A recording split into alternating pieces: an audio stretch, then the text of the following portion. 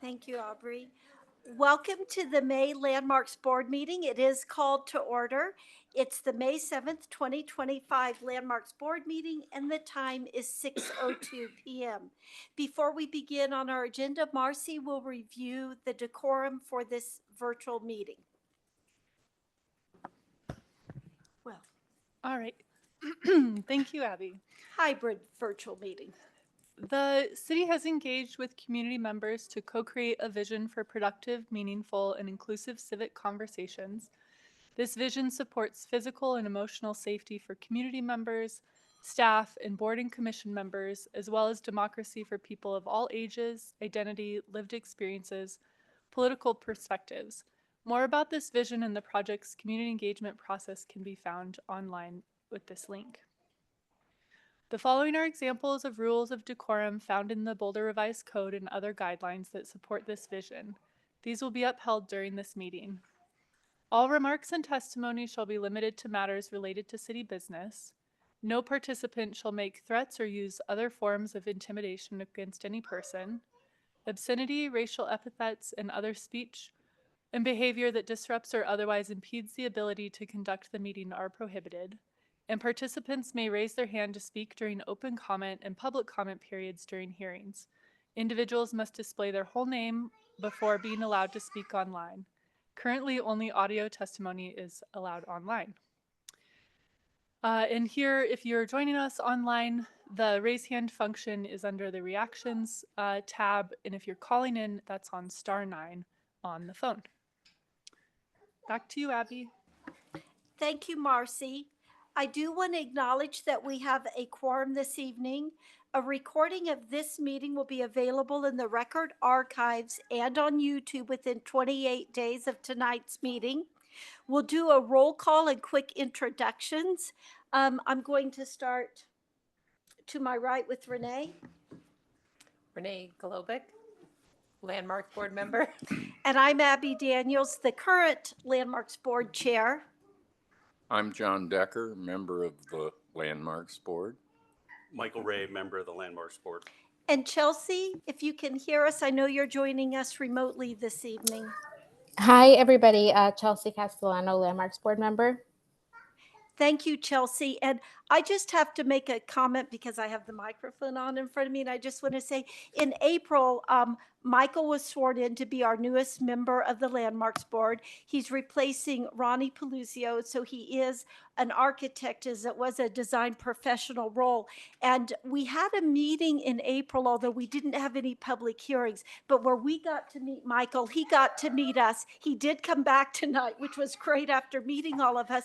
But I drove home from that Landmarks Board meeting on April 2nd, and what I realized is how much I and my colleagues on the board are actually going to learn from Michael. So I hope you all reach out to him, get to know him. I see some people from Historic Boulder who, probably would love to meet you and chat with you someday. So it's just, he is so perfect for this role. He's going to be an asset to the board, and I already know we're going to learn a lot from him. So moving on from that, we know there might be people here this evening to speak to things, and that you may have strong emotions about a particular subject. We do want to hear from you, but we have found it more productive for you to speak to persuade us rather than berating us, staff, or an applicant. As with regular Landmarks Board meetings, you may only speak at the appropriate time during the public hearing. Requests to do so outside of that time, those times will be denied. We request that members of the public who are here and who do want to speak sign up with Aubrey. And then Aubrey will also facilitate any virtual participants who speak this evening after anyone in person speaks, either during the public hearing or public participation. As board chair, I will call for a roll call vote on any motions made. So our first item on tonight's agenda is the approval of 2 meeting notes. We need to approve the minutes from the March 12th, 2025 meeting. I move that we approve the minutes unless there's any changes or alterations. Seeing none, I move to approve them. Do I have a second? I'll second. Okay, on a motion by myself, seconded by John, we'll do a roll call vote. Chelsea, Aye. John, Aye. Renee, Aye. and I vote aye. So the March 12th, 2025 minute meetings are approved. And then we'll move now to the April 2nd meeting minutes. And any changes or alterations to those as sent to us? Seeing or hearing none, I'll make a motion that we approve those. Do I have a second? A second. Okay, on a motion by myself, seconded by Renee, we'll do another roll call vote. John, Aye. Michael, Aye. Renee, Aye. and I vote aye, so those minute meetings are approved. As I recall, Chelsea could not join us, so that's why she cannot vote on that approval. So now moving along, this is the part of our meeting where we have public participation for anything that's not on the agenda for this evening. And I'm going to look to Aubrey to see if anyone has signed up to speak to us.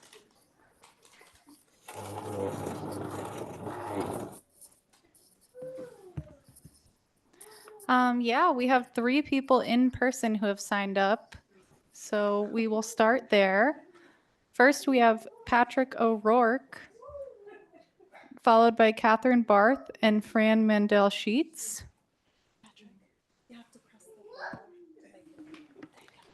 All set. Okay, Patrick, state your full name for, just for our records, and then your Sure. 3 minutes will commence. Thank you. My name is Patrick O'Rourke, and I'm used to saying I swear to tell the truth. At this, you don't have to do it. To start off, we want to welcome Michael Ray. Leonard Siegel says you're highly qualified for this position, so we're looking forward to your input and working with you in the future. I also want to thank Marcy for giving us an update on the Civic Center. So it was very helpful to get an idea of what the city's thinking about doing and the future plans there. While we're disappointed that it wasn't approved as a historic district, we greatly appreciate the idea that they're going to be saving most of the structures, if not all of them. We'll work on that later. You had a vote 2 months ago regarding a church over on Colorado Avenue. I think the vote, while we knew it wasn't going to pass, I think the vote was done the wrong way. The way the ordinance is written, the preservation code and both the municipal ordinance is written in the affirmative. When the person that, Chelsea, I'll say, I should have said the commissioner, chose to vote not to designate the property, you should have gone to the criteria on section 3, which is there's 7 criteria. The building met 6 of them. It didn't, or 5 out of the 6. It didn't meet the one criteria, which is criteria number 3, which, if I remember right, it didn't have the support of the neighborhood. But it did. It's a significant building. And I could read the 7, but what I'm going to ask you to do is maybe review it under matters of whether you should have taken into consideration when you turn something down, you should identify it. It did happen at City Council when they turned down the Civic District. They identified the reason why they turned it down.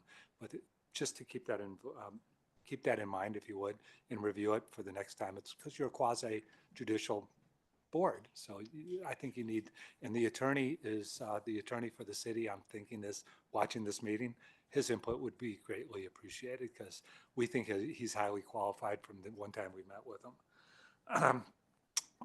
The other thing I wanted to bring up is we're advocates in Boulder, and the HIP was done over 3 years ago, and we're looking for, and we're going to be pretty serious about moving forward this year, about getting an update about what's been going on, especially with the 3 or 4 of the buildings, the Harbeck House, the farmhouse, and the Platt House.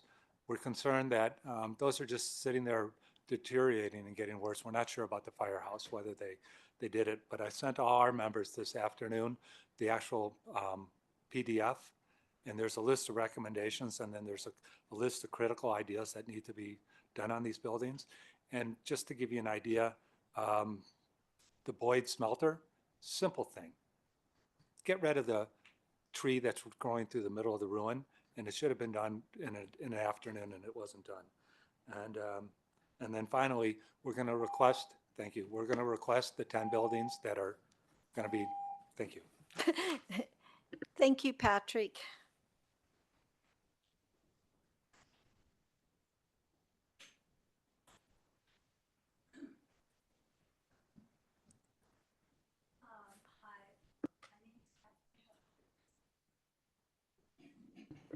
Okay, hi. My name's Catherine Barth, and Michael, welcome. I was an architect on this board many years ago, and if it works the way it did for me, you won't escape. You'll be interested in historic architecture in this city for many years. I still am. You guys do a wonderful job, and I just wanted to be here to support all of you and say, we really appreciate it. And if you guys and the staff did not stand up for history and our historic built environment, you just cannot even imagine what Boulder would look like. So realize you're all doing important work, and just keep up the good work. I'm with Historic Boulder, and Historic Boulder will, if you need any extra help or anybody, we will always come and do whatever you need us to do. Thank you. Thank you, Catherine. I have a whole lot I want to say, so I'm going to read it. My name is Fran Mandel Sheets, and I live in Boulder. Is that what you want? Hi, everybody. I'm aware of the new park's design is by individuals who are either not aware of or do not understand and value Boulder's historic park and the landmark bandshell. Parks Department is once again wanting to discard the significant features of Boulder Civic Center Park, including the berm and the bandshell seating. Approval of this plan will rest with this board eventually.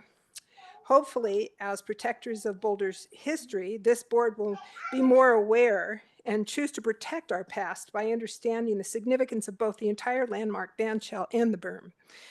In November 2015, James Hewitt, who was at that time, as we all know, Boulder's senior historic preservation planner, he wrote the following quote, "Under Criterion A, the bandshell property has played a central role in the social and cultural life of Boulder since 1938, serving as the site of numerous public concerts, performances, ceremonies, and celebrations. The bandshell property is closely associated with park development and use in Boulder.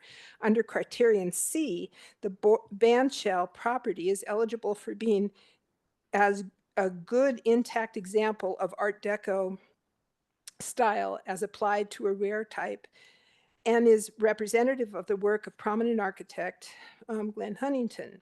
The property is further significant as an intact example of a designated park landscape featuring an earthen berm, stone walkways, stone retaining walls, and a landscape plantings, all of which represent the work of prominent landscape architect DeBoer and mid-century concrete and wood bench seating and that facilitated enjoyment of the bandshell. As such, the 1950 bench seating, as well as the DeBoer landscape design broadly are considered contributing to the overall eligibility of the bandshell. This on the heels of a letter from the State Office of Archaeology and Historic Preservation at that time, determining that the eligibility for the bandshell concerning the proposed changes to the seating and landscaping at that time. She said, quote, "The period of significance under Criterion A is from 1938, and the date of the bandshell was placed into service to 1965 in keeping with the National Register guidelines. The period of significance of architecture is 1938, and that of landscape architecture is 1937, the date of Sacco DeBoer's first landscape sketches, to 1950, the date of the effective completion of the historic landscape design. As such, the 1950 bench seating, as well as the DeBoer landscape design broadly are considered contributing to the overall eligibility of the bandshell." So I hope that a majority on this board will understand the significance of the band shell and the history to the city. Because we're at it again. Thank you, Fran. I'm sorry the 3 minutes went so quickly, but thank you. Aubrey, anyone else? Probably not here in chambers, but is there anyone on attending virtually who's indicated they'd like to speak to us? Yes, we have one, Lynn and Siegel. that is Lynn Siegel. And Lynn, you're good to go. I'll start the timer for you. There's a problem when 1015 Juniper is given away as a demo. It's a giveaway of probably $3 to $6 million to the city of Boulder. It's a concentration of wealth and power, and in likeness to Trumpism these days. This is not appropriate, and I'm sorry, Abby, if this is not convincing you kindly, because this behavior is unacceptable of a landmarks board. That was an affordable house. There will be put up a $10 million house in that space, all because of a conveyance zone for flood that the owner and developer bought knowingly. And if they didn't know, then they needed to know before they bought it. This same thing was done by the city of Boulder and the council at the Millennium Hotel. Oh, it's on a flood zone. We have to give them a height amendment. No, you don't have to give them a height amendment. The developers and the owners in Boulder do not need handouts, and they certainly don't need them from the Landmarks Board. You know, the biggest thing that you could do as the Landmarks Board is get peace and fairness in Palestine, withdraw the funding from Ukraine, because this would fuel our economy much better than this concentration of wealth that's happening with Trump, which is reflecting itself in our localities and in the type of practices that happen, with an example of 1015 Juniper. You also did something horrific at Western Resource Advocates, Hobie Wagner or Nixon influence, and the one just north of there, 777 Broadway, in demoing both of these. That was just so not okay. At least most of the one at 777 Broadway should have been saved. That's why I call this board the Demolition Board, not the Landmarks Board. And guess what? Patrick talked about the house from the church across from the engineering on Colorado. And I agree, because I happen to know one of the neighbors in that neighborhood. For number 3 reason that Chelsea did not consider, and that was for neighborhood opposition. And he's with the UNA, and he's a prominent member of this community that I really like. And that's really upsetting to me that his space was taken that way. Thank you, Lynn, as always, for participating. Aubrey, I'm going to give you another moment or two to see if there's any additional members of the public who would like to address us this evening. We don't have anyone else online, and it doesn't look like anyone else needs to speak in chambers. So we will go ahead and close public participation. And I don't know if Patrick can stay through till matters, but I do think he has an interesting point I'd like to see discussed under matters about citing criteria, no matter how we vote on something. And the second thing is, I have a really quick question about the HIP document. So, but should we do that under matters and move on to the rest of the agenda? Yes, I think that would be the right time to do that. Yeah. So Marcy, I know next on the agenda is discussion of landmark alteration and demolition applications issued and pending. But there's nothing this evening to report, is there? Correct. Yep, there's no pending stays of demolition, so we can roll right on into the one and only public hearing. Okay, so now we will move to our one public hearing this evening, item 5A. This is a public hearing and consideration of an application to designate the property at 3375 16th Street as an individual landmark pursuant to section 9115 of the Boulder Revised Code 1981 and under the procedures prescribed by chapter 1-3 quasi judicial hearings, Boulder Revised Code 1981. And because this will be quasi judicial, anyone speaking to this item this evening will need to be sworn in, whether in person or remotely. And Claire, I believe you're going to be doing the presentation.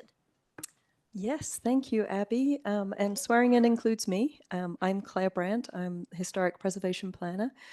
And I affirm that I will tell the truth. And I will pause here to allow board members to note any ex parte contacts if they have any. All right, hearing none, I'll move on to the staff presentation. After that, the board may ask questions.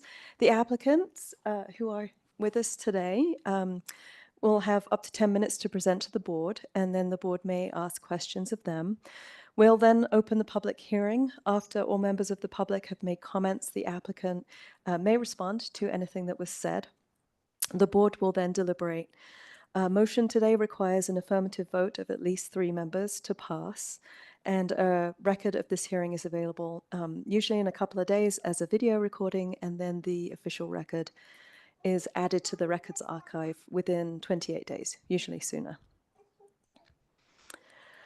So the criteria for the review today is outlined in the Boulder Revised Code under 9115C. No, that's not right, sorry. Under 9111 and 9112. And the options today are for the Landmarks Board to approve the application and recommend designation to City Council.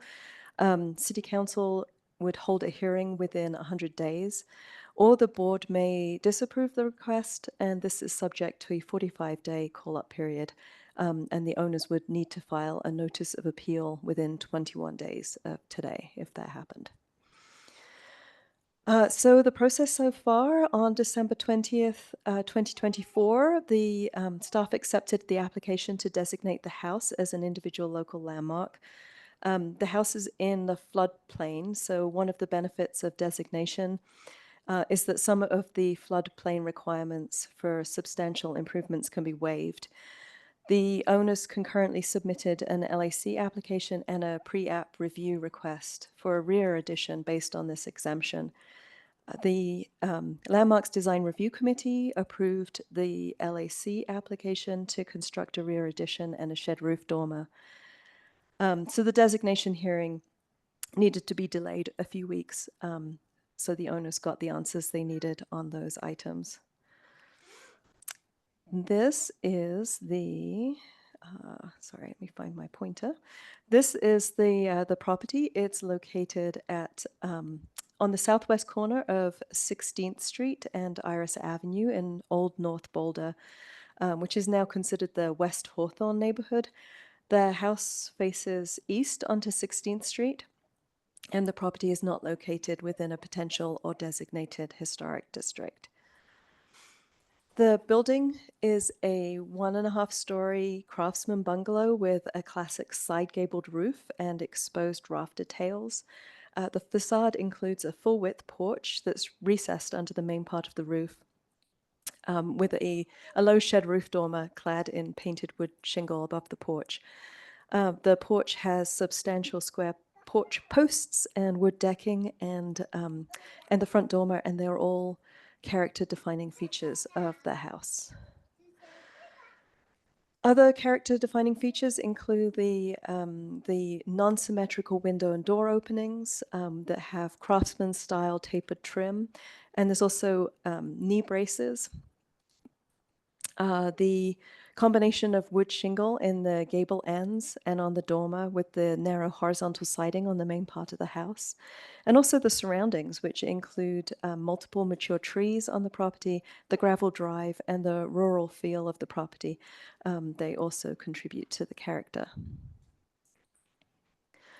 The building retains a high degree of historic integrity.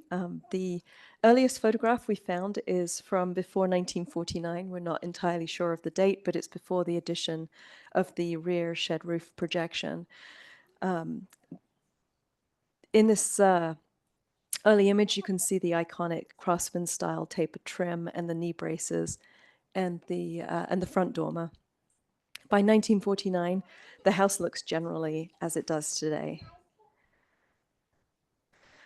So staff considers the property eligible for designation based on its architectural significance as an example of a bungalow house with vernacular expressions of the Craftsman style, and for its historic significance for its association with Roland Dickensheets and his family, who likely built the house, the Minks family, and longtime owners, the Warren family, who lived in the house for more than 70 years. Boulder County records list the year of construction as 1925. However, there is a Dickensheets family photograph dated April 1917 here on the left that clearly shows the windows at the facade. So we believe this is the front porch of the house. And then the Minks family, who's shown here on the bottom right-hand side, moved into the house in 1918. So we're sticking with a construction date of around 1917. And the house has only had 5 owners since it was built. So Roland Dickensheets likely commissioned the house, but never lived there. We do think that those are 3 of his children in the picture. The Minks bought the house in 1918. George and Mary Minks were longtime residents of Superior, where they were fruit farmers from the 1870s. They semi-retired and lived here for about a decade. Mary Minks sold the house after George died. The Warren family bought the house in 1929. James Warren was a successful miner in Boulder County, and his wife, Pearl Warren, raised their 3 children on the property. And members of the Warren family lived in the house for 74 years, although they sold most of the surrounding land after the death of James in 1965. Did I miss one? Nope. Okay. So here's a map that we're going to look at. The solid yellow, hopefully you can see that, shows the area that the Minks family purchased. And then the Warren family purchased. And it's within Parsons Park, which was platted in 1907 by Charles Parsons. And he owned most of the area and grew fruit trees throughout Parsons Park. Jesse D. and Cora Gertrude Curtis Long, who you may have heard of, purchased the lots south of Hawthorne Avenue in 1916. It is down, if I can get this to work, down here in the bottom. No, I can't make it work. This is still Long's Gardens. J.D. Long was a good friend and business partner of Roland Dickensheets, who purchased the half block, so half of this block, the east side of the block, in the same year as Long purchased his parcels. We believe that Dickensheets was one of the first houses to be built within Parsons Park. And when George and Mary Minks bought the house and property from Roland Dickensheets, they added the other half of the lot.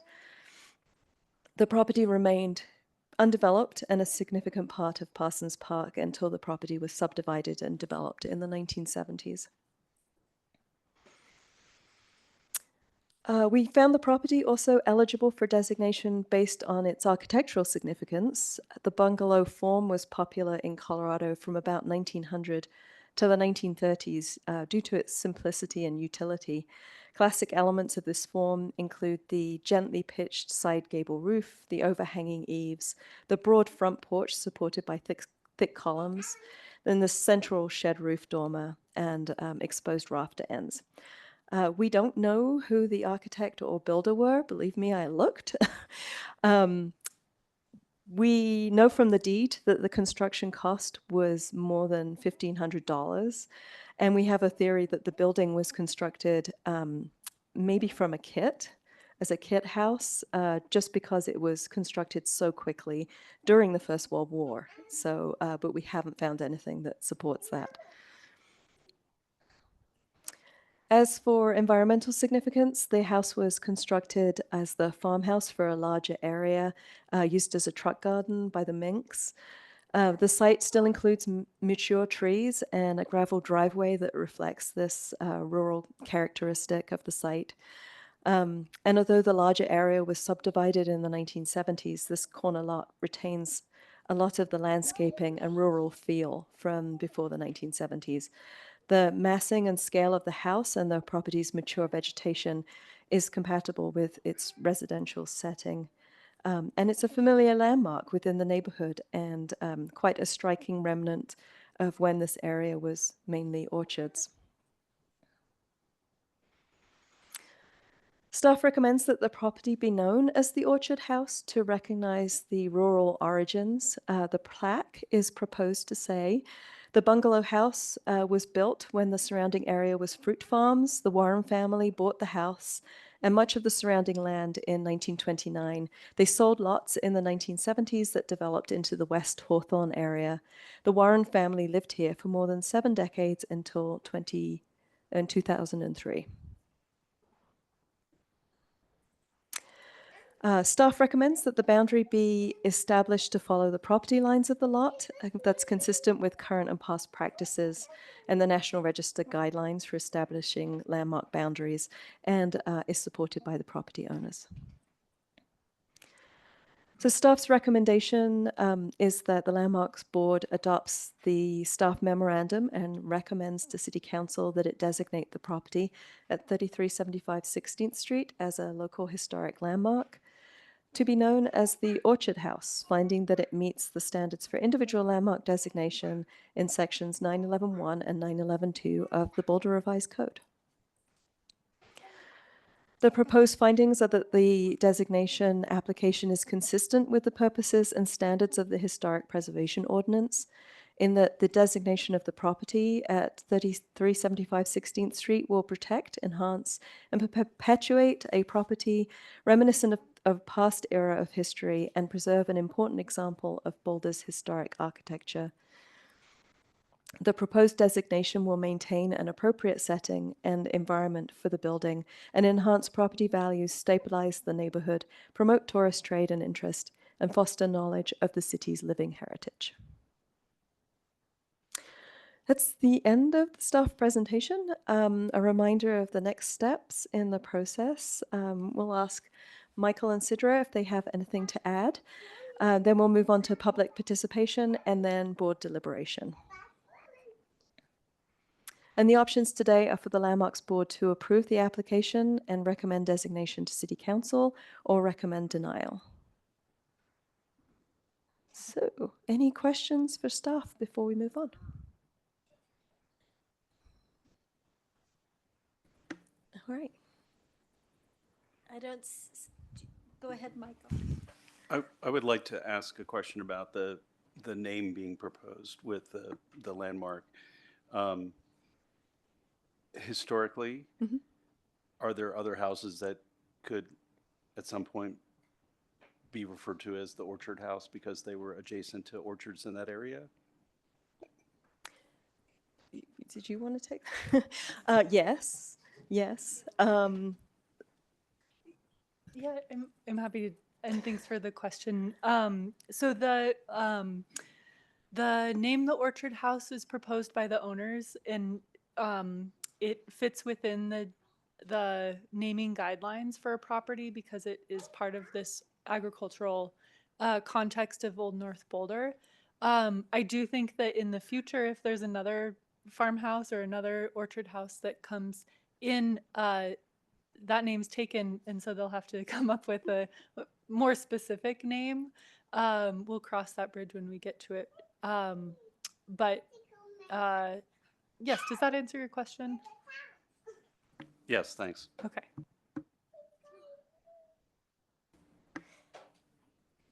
Okay, seeing or hearing no other questions for staff, we would love to invite the applicants up. You have a total of 10 minutes to speak. Whatever you want to share with us, we'll be delighted. Come on up to the microphone. And then after that, we will hear from members of the public if they so choose. And you're invited for an additional 3 minutes at that point. So I will need to ask you to raise your right hand and swear you'll tell the board the full truth and state your full name for our recording. Yes, hi, I'm Sidra Burstein, and I promise to tell the whole truth. Thank you. You may begin. Thank you. I didn't prepare anything formally, but I just wanted to share how important this house has been to us since the moment we stepped in and toured it. It was very clear that this house had a lot of historic quality to it. It had so much character, both inside and out, that we just fell in love with from the beginning. And meeting the neighbors on the street who've lived there for many, many years, we just heard all of these stories about the history of the house, and everyone had stories about the Warrens and like the neighborhood and how this had been covered in apple orchards, and there used to be an ice skating rink down the road, and people used to ride their horses down Iris Avenue. Our yard actually has 2 posts where they're very, very old posts original to the house that used to be the places where they tie their horses to. And those still sit embedded in our yard, immovable and very old, but also appreciated for their history. So it's those little details that we really fell in love with. And when we bought the house from the owner who was moving to New Mexico, Sherry, she shared with us just a great love of the house that she also inherited from the Warren family who had lived there for so many decades. And it was clear that in buying this house, we were also agreeing to become stewards to the house. So I think that's just what's really, really important to us in finally taking the step toward landmarking the property and the house. It's very special, and we care, I apologize for our children, but we care a great deal about preserving this house for the future. It's just so unique in the neighborhood and kind of stands as a little piece of history that all of the neighbors are familiar with as having great stories to it. And so we'd really love to continue that legacy and kind of make it known throughout Boulder. So thank you. Oh, thank you so much for sharing that, and thank you for your stewardship. We will now turn to public comment for this landmark designation hearing, and Aubrey, I'm going to let you facilitate that. Have any members of the public? Catherine Barth, are you interested? Come on up, Catherine. Catherine, I will need to swear you in for this, as you well know, as a former Landmarks board member. Yes, Catherine Barth, and I will tell the truth. Thank you. Mainly, I wanted to just address my comments to the owners and their family. And I think that this house will be such a wonderful environment for your children growing up. And I think I'm very happy that you're happy that you've taken it on as stewards. But I think there are a lot of intangible qualities of the house and of your life in the house, of the children's and your family life within that house. And I predict it will be a very rich and wonderful place for you. So thank you very much for doing this. Thank you. Thank you, Catherine. So All Aubrey, right. no one else has signed up, correct? I don't have any In other person. signups in person. If anyone virtually would like to speak, please raise your hand. All right. We have one raised hand, and it belongs to Lynn Siegel. Lynn, you'll be given permission to speak, and I'll start the timer. And Lynn, just a reminder, since this is quasi judicial, to swear to tell us the truth as you know it. I swear to tell the truth as I know it. I don't like to swear, but I guess I have to. Yeah, so I know you're gonna landmark this, so you're not the demolition board for it. But this constant upvaluing of properties in Boulder is very destructive. And the influence of the developers and the owners on the landmarks board and the community in general I mean, I'm up to midnight every night. Last night, it was a planning board approving another, well, actually, they didn't approve for once. The planning board did not approve the cul-de-sac housing development, all in the name of we need more affordable housing in Boulder. So the reason I bring this up is it's critical what you do. What you did at 1015 Juniper was unconscionable. That was a beautiful bungalow like this. And that place really needed to stay.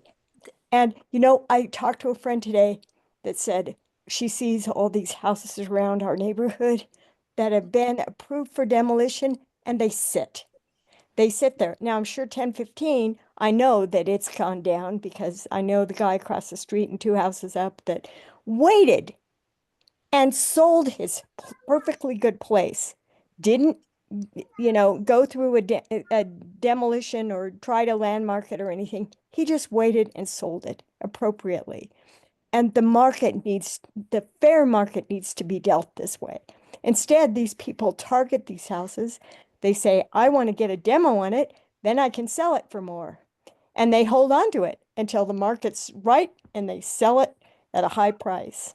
And that's what happened at 1015, although they've already, that particular one, I guess is probably already being built. Excuse me, now. But you have an impact on your own need to preserve these houses. Because if there are too many people with too much valued interests, and they will influence you, then you will not be able to be free to feel you can do what you're supposed to do. An example of this was number 3 not being followed on, that was St. Aidan's Church. So yeah, I know you're gonna approve this one. That's great. Thanks for the good things that you do. I wish I had more positive input. Make me give you positive input. Thank you, Lynn, for speaking tonight.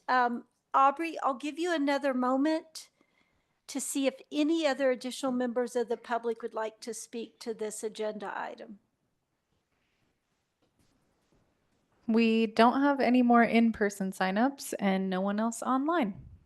Thank you. So we will officially close public comment for this agenda item. You are granted another additional 3 minutes, but I don't know if there's anything else you want to add at this point. And if not, we will turn back to the board for our deliberations. And Chelsea, I know you are with us this evening, so I don't know if anyone would like to kick it off, but I will. okay, John, go for it. Okay.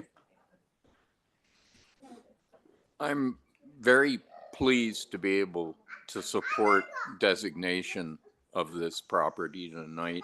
This is kind of a breath of good news in a sea of a lot of things. It's an interesting, I live in this area and have been familiar with this part of Boulder for a long time. This property in particular, this particular house, speaks very directly to the kind of history of what North Boulder, at least what the Boulder Edge used to be. And even to the point where throughout this neighborhood and adjacent neighborhoods on the north side of Iris, and there's remnant fruit trees throughout those areas. There's pieces of that orchard past that are kind of scattered. There were orchards, there was hop growing, there were a lot of interesting kind of fixed agriculture in this area, which is, it's an important part. It's not just an important part of Boulder's history, it kind of speaks to the history of the whole Front Range, at least the northern part, which started out to be heavily a kind of orchard and producing kind of agricultural area. So it's a very interesting thing. It's also interesting that the bungalow type and kit houses that were frequently the source of that type were one of the ways that people were able to have a house, maybe an affordable house at that point in the early 20th century. And it was kind of related to also the railroads and bringing the kits into Boulder on flat cars and things like that. So it's just it's an interesting piece of history. I'm very happy to see that it is going to survive into the future. It's in a context, I think, in terms of the criteria, I think it meets pretty much all of the criteria. The environmental context is of that whole street and the areas adjacent to Iris is somewhat intact as a kind of semi-rural suburban kind of a environment, which was characteristic of this area for a long period of time. It is in the context of a kind of kitschy neighborhood that is very interesting, that has evolved around that side of Iris. And it's well kept. It is, I guess, an architecturally significant and distinct form. And it just does all the things we wanted to see in a designation. So I'm very happy, very pleased to support this. Thank you, John. Renee? I would just like to thank the owners. It's a great neighborhood. I also live within the neighborhood. So welcome to the neighborhood, but it seems like you've been there a while. I love that you took a stand and, you know, heard all the lovely stories and you realized how special this was.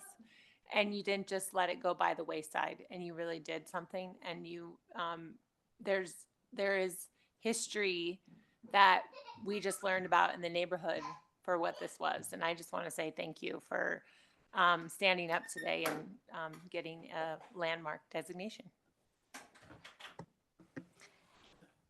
Chelsea, I don't know if you'd like to weigh in next. Sure. I will just say that I think the staff presentation was very comprehensive and it was great to hear from the applicant. And I agree that it has met all the criteria to be a landmark. And it is exciting that this is before us. Thank you, Chelsea. And Michael? Thanks for presenting this application for us to consider. And I don't have anything criteria related, but your comments about stewardship are incredibly encouraging for this property, but really to set an example for other owners of properties similar to it. So thank you. So I guess it's, I'm last. So when we met on April 2nd as a board, we had the luxury without any public hearings to kind of talk to Michael, a new board member, who we were, how we all came to be, and staff shared their stories as well. And the one thing that was fascinating to me, the theme that was woven through all of our reasons why we loved preservation, why we were champions of preservation, is because of the stories it told. And now, just less than, a little over a month later, to have this come, what I see, what I feel, and just even in your really heartfelt remarks, this tells a story. And I can't think of anything more joyous for us than when we get to look at these applications, that now we can add a chapter with your story, with this house's story, and that your children's grandchildren may be able to enjoy, the history of this place. So it's the story it tells. It's, there's a thing in preservation personally. I'm not worried about the grand, large houses on Mapleton Hill. I think there'll always be someone speaking up for them, and they're already, in a historic district and landmarked, many of them individually. But I think that these smaller homes tell such an important part of Boulder's history, especially this house, because we are rapidly losing any remnants of our agricultural history. So it's so wonderful to have this to add to that. And I'm glad, Michael, your first public hearing, and I know it happened with Renee, was a landmarking, because this is when it's a joy to say, not only thank you, but you're giving something back to the community. And I'm glad this will be added to another fabulous collection of historic resources that really kind of range the gamut here in Boulder. So I think, just from me, a heartfelt thank you. And I guess I'll be supporting staff's recommendation. No, this is delightful, so thank you. Would someone like to make a motion? I'll move. I'll do it. Oh, you can stay there. No, I'm kidding. No. I move that the Landmarks Board recommends to the City Council that it designate the property at 3375 16th Street as a local historic landmark to be known as the Orchard House, finding that it meets the standards for individual landmark designation in sections 9-11-1 and 9-11-2 Boulder Revised Code 1981, and adopt the staff memorandum dated May 7th, 2025 as the findings of the board. Is there a second? Second. On a motion by John, seconded by Michael, we'll take a roll call vote. Chelsea? Aye. John? Aye. Michael? Aye. Renee? Aye. And I vote aye, so the motion passes unanimously. And Claire will take just a few moments to explain the next steps.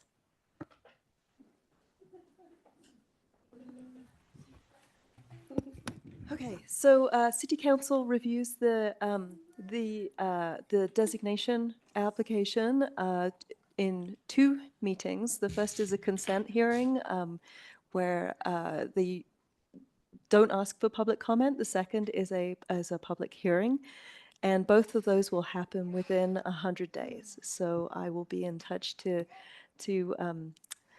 try and figure out the puzzle of your schedule and City Council's schedule, and see if we can figure out when to schedule that for. All right, thank you so much. Thank you.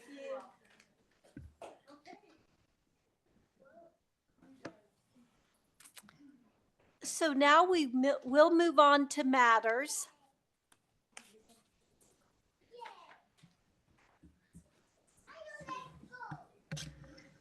Thank you again.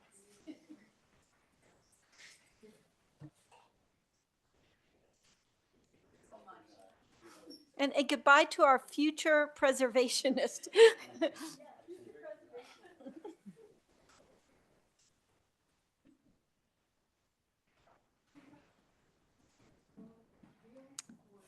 All right. So Abby, we have about really 2 items under matters and then some calendar checks. Would you like to start with the public comment follow-up first, or I put that think at so. the end? That I would like to start with just a question or two I have, and then anybody else's thoughts or questions for Patrick. But I think it'd be nice of us to do it now in case he has other commitments this evening. Or he's welcome to stay with us till the bitter end. But so if we can do that, Marcy. And I want to thank you for bringing that to our attention about the criteria. And as someone who has attended Landmarks board meetings, although wearing a couple of different hats for 20 years, there were times, and I can name the past Landmarks board members whose shoulders we kind of actually stand on, who would do this thing during deliberations, whether it was an LAC or whatever was in front of us, that would go through the analysis a lot of times by staff, and they would look at the criteria and they would base their vote on, I think this meets this section or whatever. And I think it's helpful. Now I see that our staff attorney's joined us if he has any comments on this, but the reason it meant something to me is in the past, people have done that. It wasn't like it was mandated or required, but they used it as their justification.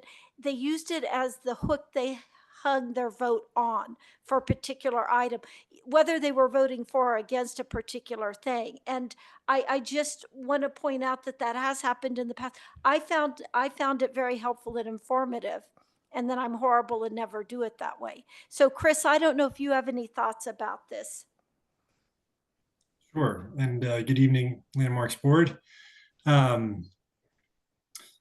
So as I understand the question is, what the question was, like, why did Landmarks Board do it this way? There were multiple options that the board had. The board can only take affirmative action through motion or resolution.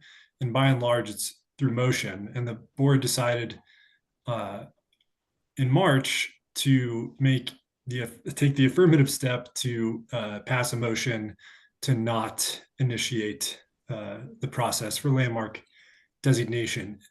It could have had the initiation public hearing and then decided not to act, and then the demolition, the stay of demolition would have expired and the demolition permit would have issued.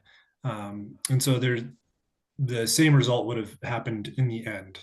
And so I hope I'm providing some clarification here. I don't see anything, I would have said something if the board was acting outside of its scope at the hearing, and I didn't see anything improper happening, and the board decided to issue to vote on a motion to not initiate designation, and that is completely proper. In the findings of the board adopted the findings in the staff, the staff memorandum adopted the staff memorandum as its findings. And so I think the record is clear as to why the board acted the way it did. Thank you. And I don't know if Patrick, that answers your question, or if you were more surprised because you felt the property did meet the criteria.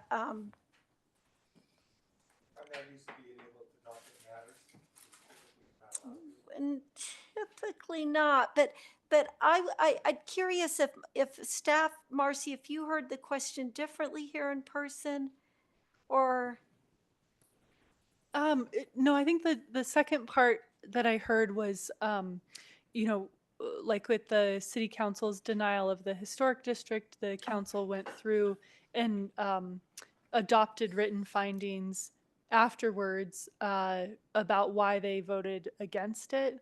And I think, Abby, you built on that, where sometimes in the past, if the board has had a split vote, the people voting against the motion will state, and then it's recorded in the minutes about why they voted against it. And so that's the only piece that I heard that Chris hasn't covered in his comments. So, well, or maybe you did cover them because the board. I would just say that an initiation hearing is legislative, whereas a public hearing for a historic district is quasi-judicial. And so it's just different code provisions. And so, what we do for the legislative matter is might be different what we do in a quasi-judicial matter. And that is a fairly key difference. I think what it meant to me, Patrick, hearing that, is that I think it'd be great if we could ever be as clear as we can, no matter how we vote on whatever issue. Sometimes that helps the public understand how we got to that decision, because otherwise, someone may not be at a meeting and not hear that, but it might be, I don't know, it really only the dissent might get reflected in the the meeting minutes. That's been true. our practice, that only the dissenting vote, that who's not in the majority, has a chance to say, here's why I Right, voted okay. against it. But that was helpful to me. Now, the thing about the HIP, and the only reason I kind of wanted to take just a few moments to discuss this is because it was something fascinating to me, just because I know it was a fairly enormous investment by both the State Historical Fund and the City of Boulder. I'm going to be off on the numbers, but maybe total about $267,000, with the bulk of that being money given to the state from the State Historical Fund, but the city state still was maybe around 68,000 or something like that. The main reason I bring it up, and what that was to really focus on the historic resources that the city owns. So it included the ones in the Civic Center, obviously, but also like Harbeck House on the Hill and things like that. And the main reason I just want to say something tonight, and sometimes it's important me to say certain things just to get on the record, is recently, now it's been a little while, it might have been 3 or 4 months ago, I went on Parks and Rec, I went on the city website, and when I went to look for the HIP project, with previously I could access, it said not available, or I couldn't get access to it. So it was more like, I want to be sure I see the current thing. And I don't know, Renee, you weren't on the board, but I think John was, but we had a former Parks and Rec employee come to us and speak to us at a meeting, give us a spreadsheet of the draft of the HIP. I know it was going to go through many iterations, and there were public stakeholders involved and a consultant and everything. And so I spent quite a bit of time filling out things, and sometimes it was a little spelling thing, and then sometimes it was something more factual to make a note of or inquire about. And I sent that off, and so I felt just by that I had a little more investment in it. And then I couldn't find the finished HIP thing, or and I thought at one point, and I'm totally could be wrong, but that the final HIP might come back to us, not necessarily for approval, but somehow come back before the Landmarks Board, but I may be mistaken about that. So that's all I wanted to say about the HIP. I appreciate that, and we can follow up with our colleagues in the Boulder Parks and Rec department to see if the link is broken or if it's where to find it online. And then for those in the audience, hi Patrick, the HIP is a document to help Parks and Rec manage the 13 landmarks that they manage. As we got a new board member recently, the Parks and Rec Advisory Board got something like 4 new board members. And so many of the new members might not be aware of the HIP because it was developed, I think, finished in 2023. So for what it's worth, you might also attend that meeting with your comments this evening. And then for Abby, we'll follow up with the website link.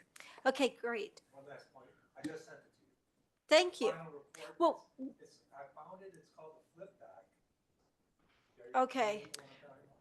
Maybe I was looking for it under the wrong thing. Yeah, it's 180, because I couldn't find it either. I just sent it to you. But and Marcy, thank you because the other thing I'd forgotten, it does focus on the historic resources in a park in the city, as opposed to like just city-owned buildings. So that's why I thought it was great when that whole initiative was undertaken by Parks and Rec, because they were saying, what do we have? What's it condition? What might we need to do in the short term, and what might we need to do in the long term, which is a wonderful planning tool. But then it's sort of, I think we all get busy with other things, and it just sort of fell to the wayside in my mind. And Abby, I'm not aware of it coming back again for approval. I think it's been approved. I think during the Civic Area Historic District, there was discussion that if the Historic District passed, then the ban shell recommendations would be used as guidelines or updated, or there was like some intersection there, but I think the HIP is kind of done. And as I it was understand it. presented to us in a very rough draft form at one point, so we were always aware of it. So, and it may have been where I got confused, may have been because of the kind of parallel process of the historic district. So now I feel like that answers my questions. I don't know if anyone else has on either of those items, but thank you, Patrick.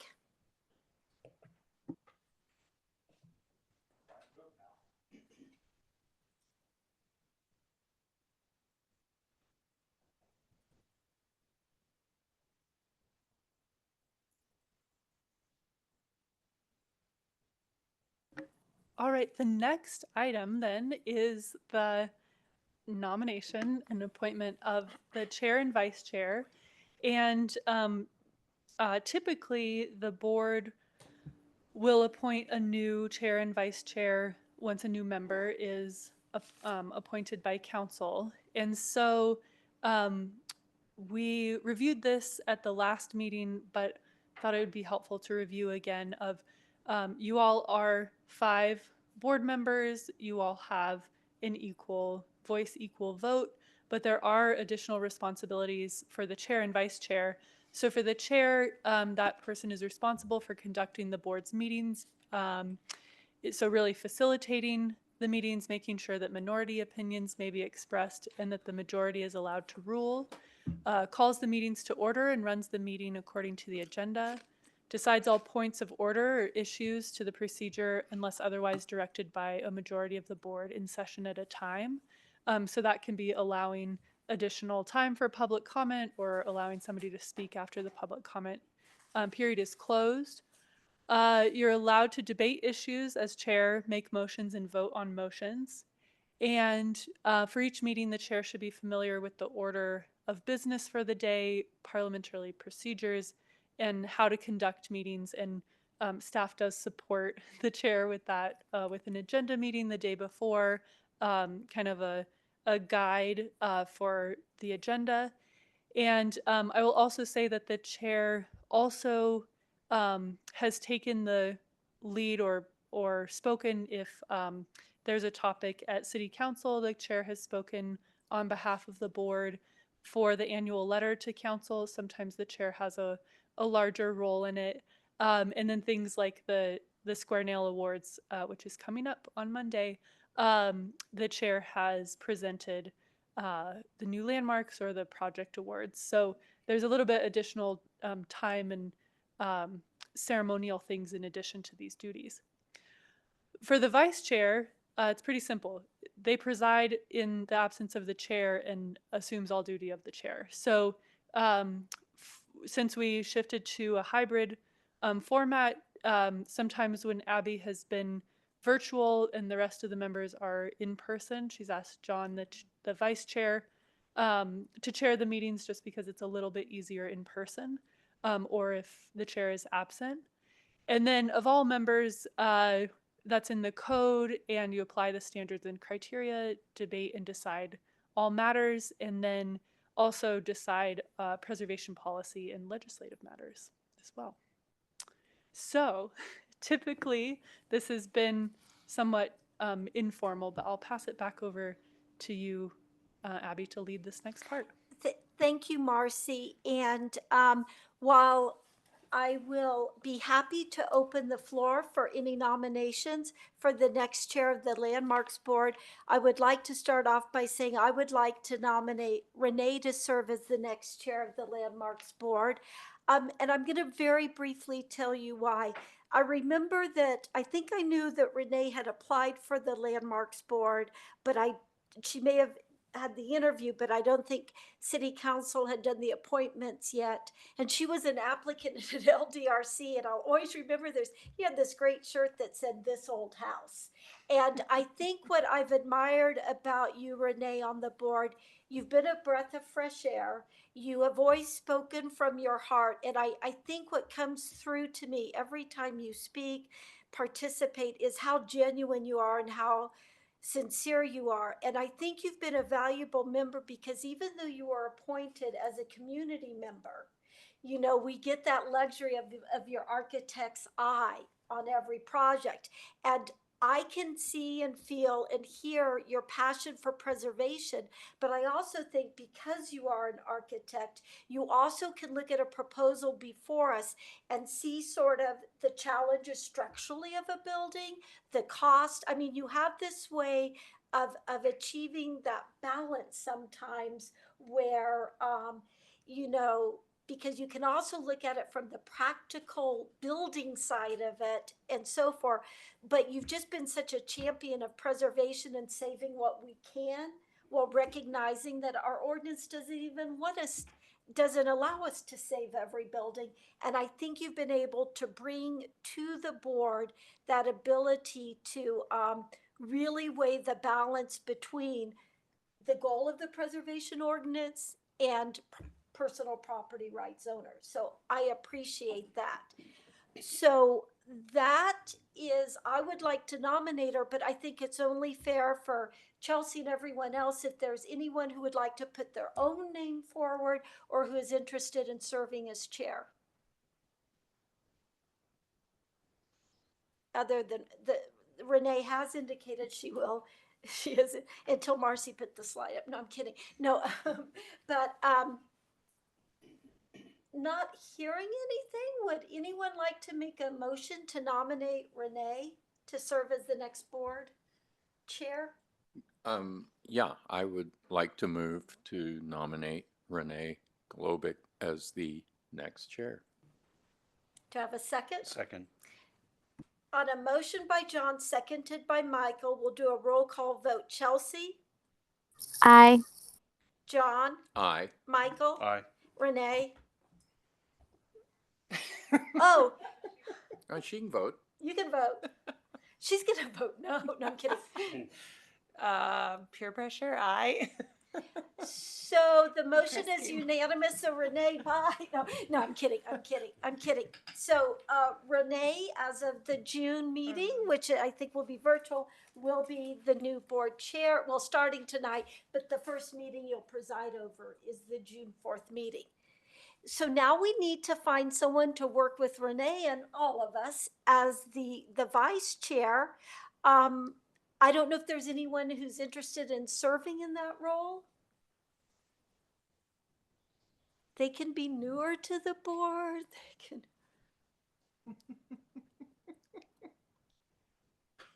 can.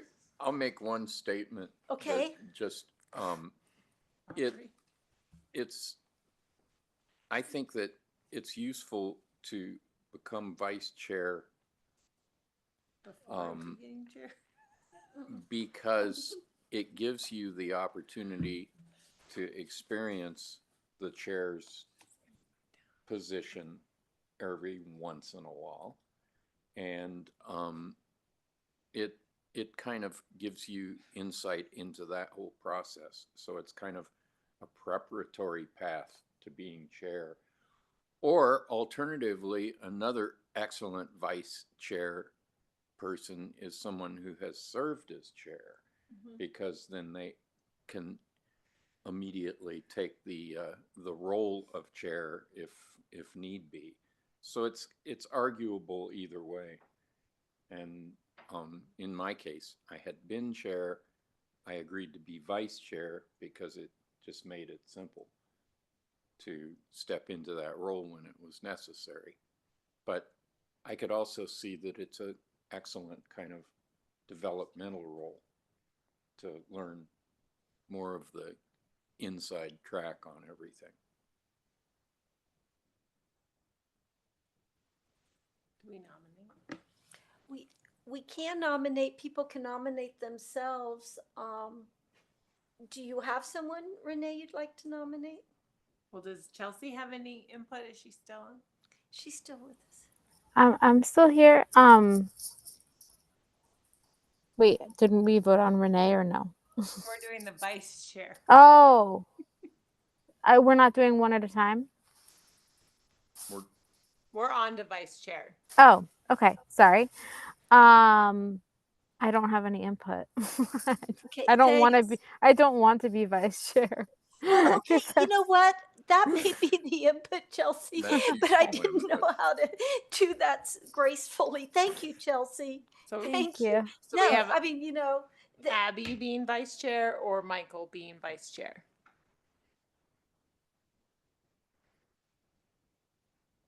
So should we all make a nomination to nominate Michael into the hot seat as vice chair so that he can be with me? I think you'd be excellent, Michael. And Marcy, there's no reason, if there was just on the very slim chance that Renee or Michael weren't available, John or I or anyone Either could one of lead the us meeting, right? Could lead a meeting. Correct. Okay. So that gives you Oh, look, Chris, Some I should comfort. just Oh, wait a here we little are. bit. Oh, here. I was also going to just say correct. Oh. So Correct. Okay. Thank you. Good. Thank you. I want you to Yeah. speak. I'm happy to do it. I see the value in getting up to speed like immediately. My original thought was it's too early, and I am still trying to figure out what I'm doing, legislative or quasi judiciously. But sure, yeah. I think that'd be great. And what's amazing is how excellent this staff is as setting up a chair, a vice chair, and board members in general to succeed is amazing. They do all the heavy lifting, and I think that they'll make sure they'll go over all of that. So, that my advice to do that is when you are able, if you do become vice chair, when you are able to occasionally attend as often as you can the 30-minute agenda meeting the day before, because that's where you'll see how that comes to be. It's just a little frightening to think that my third meeting out of the gate will be in this position, but Why not? why not? Yeah. Why not? So do we have a motion to make? I motion to nominate Michael as vice chair. Do we have a second? I'll second. On a motion by Renee, seconded by John. Chelsea? I. John? Aye. Michael? Aye. Renee? Aye. And I vote aye. So the motion carries unanimously that Michael Ray will be the vice chair.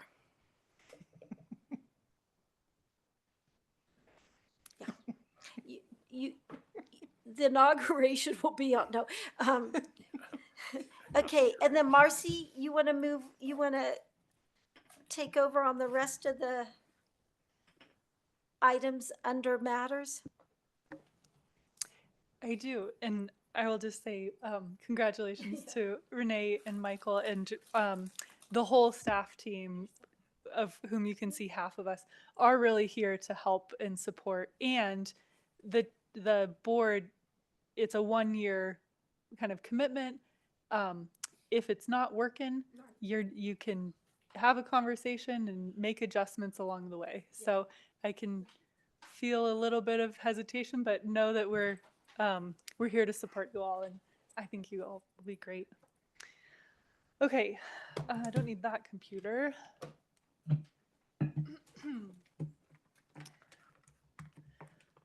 Here we go. Almost. Okay, so this historic preservation program has been around for about 50 years. And in the last couple years, we've really focused on improving our historic preservation process to make criteria-based decisions, to streamline and standardize where we can.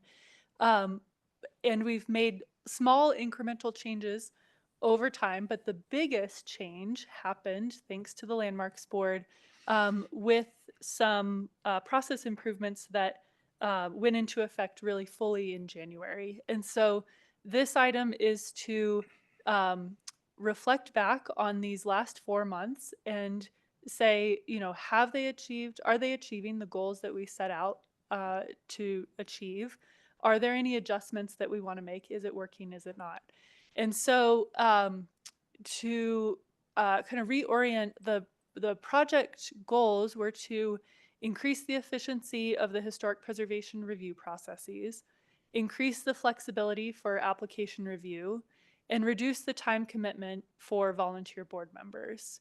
And this work also advances the department's goal of operational excellence by standardizing and streamlining our processes to provide efficient service.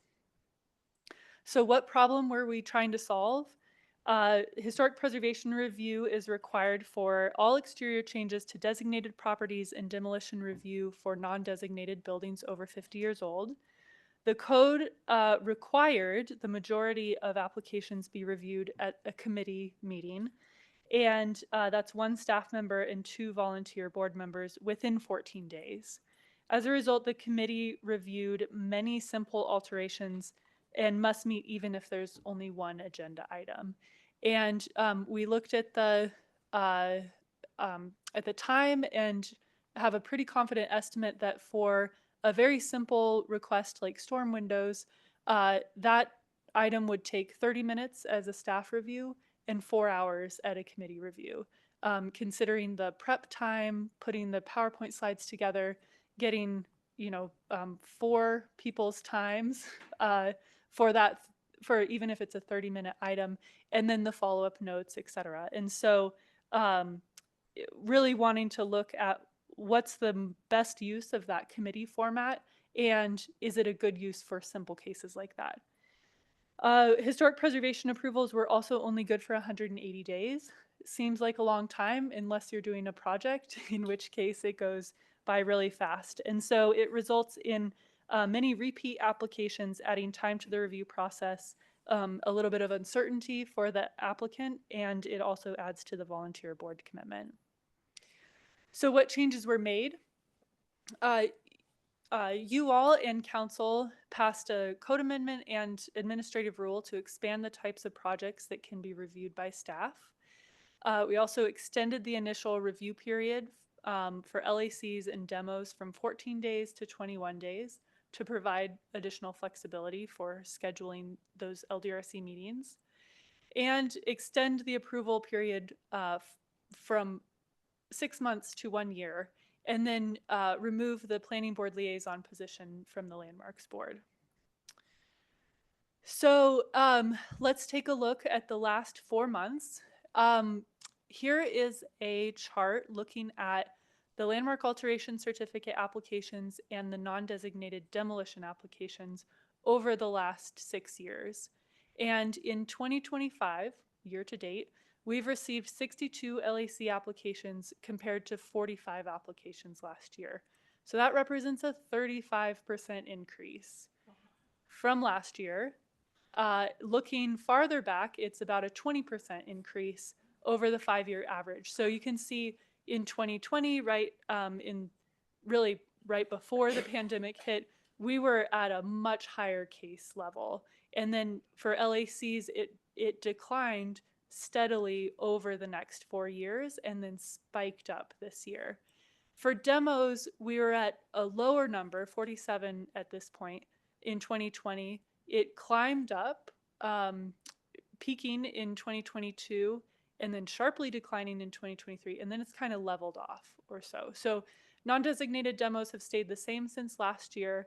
Another thing to keep in mind, in addition to this 35% increase in LACs, is that the LDRC rotation really was shared between 4 members in the first 4 months of this year, because Ronnie was ending his almost 9-year position. He was, his volunteer hours had been maxed out, so we kind of gave him a lighter load for his last 3 months.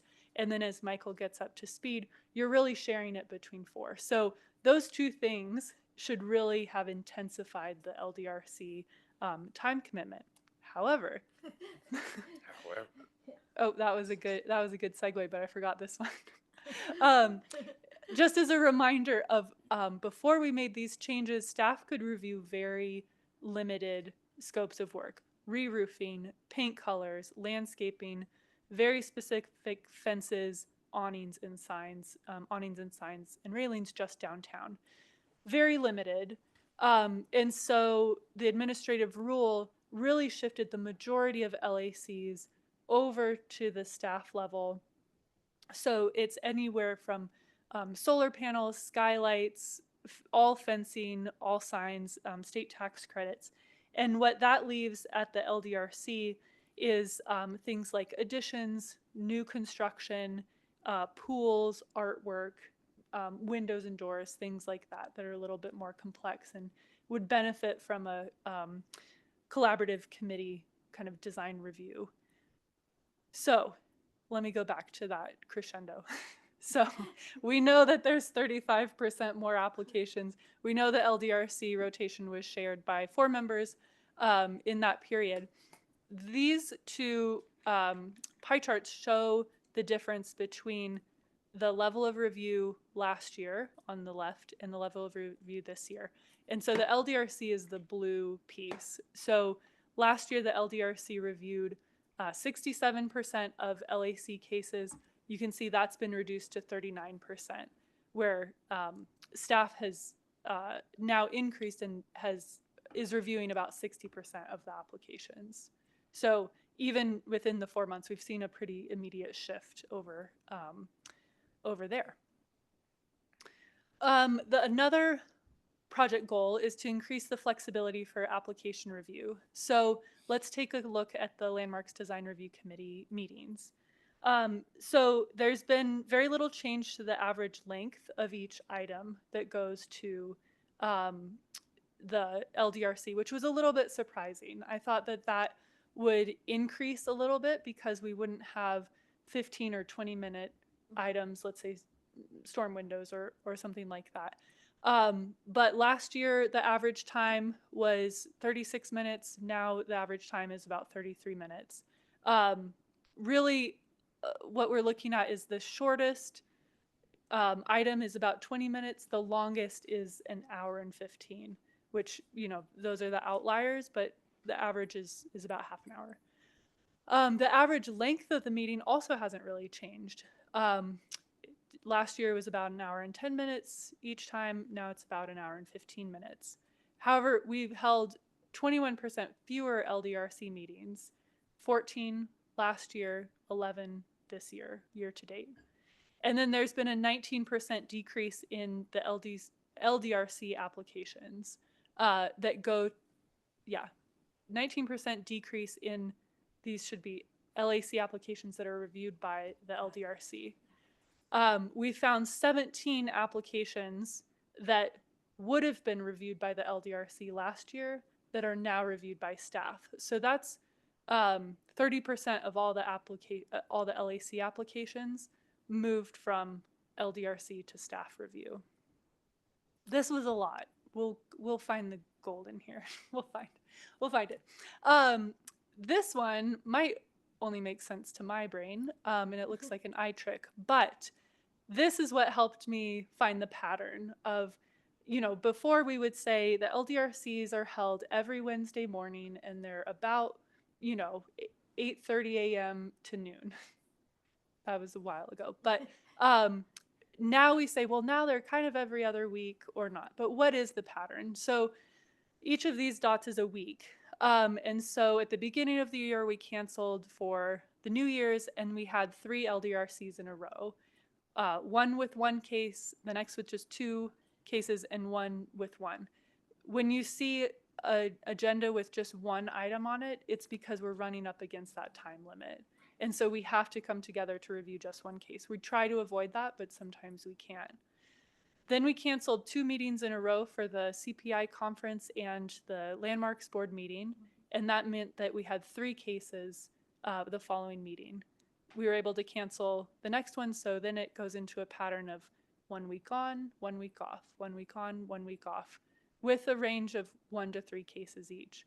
And then more recently, it's been 2 weeks on, 1 week off, 2 weeks on, 1 week off. So we can't quite see a full pattern of getting into something that's really predictable that staff and the board can count on of the frequency of meetings, but it does seem to be a pattern is emerging where we're canceling about 40% of the of the meetings, but we are still constrained by that 21 days of, oh, we have to hold a hearing hold a meeting to meet that time. There's an average of 2 cases per meeting, and you'll see, I mentioned that the few with 1 case, we try not to do that, but sometimes we can't avoid it. We had one where we reviewed 4 cases in 90 minutes. That was too much, too much to facilitate. It was too quick, and it was rushed. And I think we will do our best to manage the agendas to cap it at 3 cases each time, because yeah, 4 was just a little too much. And then yeah, the meeting time ranges from 30 minutes to 2 hours, depending on the cases there. And then the other project goal was to reduce the time commitment for volunteer board members. And so there's a almost 30% decrease in the volunteer time commitment for the LDRC compared to 2024. A decrease from an average of 8.5 hours to 6 hours for each board member. It does range a bit, but this is an average. And then those 17 cases that would have been previously reviewed at the LDRC, a very conservative estimate would say that we saved 9 hours at the LDRC, which is really 3 to 4 meetings. And so with that increased case volume, I think we would have likely not canceled a single LDRC meeting since the beginning of the year, including the ones on the Landmarks Board days. Another stat I wasn't looking for but found super interesting is that there's a 42% decrease in the Landmarks Board meeting time from last year. And so last year, January, February, March, and April, the board, we were consistently going to 9:30, 10, 10:30 at night. We had a lot more agenda items than we have seen this year, where we've had pretty light agendas. That has saved at least 10 hours in volunteer time for the planning board member who previously served as the liaison. So I think that one was a pretty clear time savings there. So that was a lot of statistics. I think the general takeaway is that the cases are up, but that we have a better process, I think, to manage those cases where we're not funneling everything to a weekly committee meeting, but are better able to review the simple, kind of straightforward projects at the staff level, and then focus and really kind of define the value of the LDRC meetings as something where we can really work through a design and say, this is what works in the design, this is what we need revisions for, and have a meaningful conversation rather than a rubber stamping board or something that just catches so many things up in the process. So I would be really interested in hearing from you all, as you've each served on the LDRC in the last couple months. What have you noticed? Has it generally been working, and are there any adjustments that you would like to see?